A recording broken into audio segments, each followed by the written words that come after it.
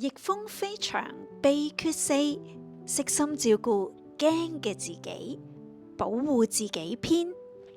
驚嗰陣，當你聽到身心發出嘅求救信號，你可以運用以下3個方法保護自己。1.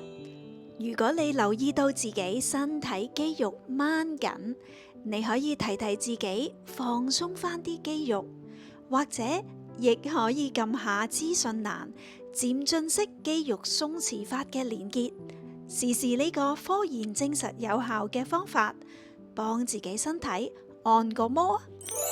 2. 如果你留意到自己個腦出現擔心嘅諗法，聽真啲個腦諗緊乜，然後問問自己最驚咩情況會出現，自己可以做啲乜嘢嘢預防呢個最壞嘅情況出現，同萬一最差嘅情況真係出現，自己可以點面對？例如，我最驚係再俾病人鬧，因為我會覺得自己好冇用。預防呢個最壞嘅情況再俾病人鬧出現，我可以睇返《逆風飛翔秘訣3：悉心照顧頹嘅自己》短片，同多練習短片提及嘅 CARE 4部曲嚟改善同病人溝通。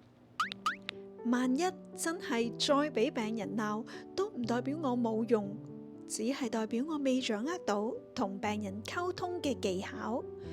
同樣，我可以再諗諗點可以更好運用 CARE 4部曲，喺呢個再俾病人鬧嘅情景嚟面對。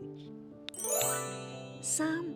如果你留意到自己呼吸快咗，你可以提提自己呼吸慢返啲先。我哋亦喺資訊欄為你準備咗科研證實有效調慢呼吸嘅腹式呼吸法連結，試試啊！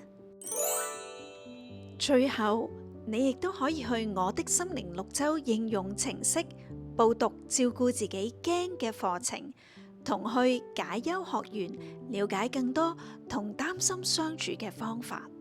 承諾陪自己，揾合適嘅方法保護自己。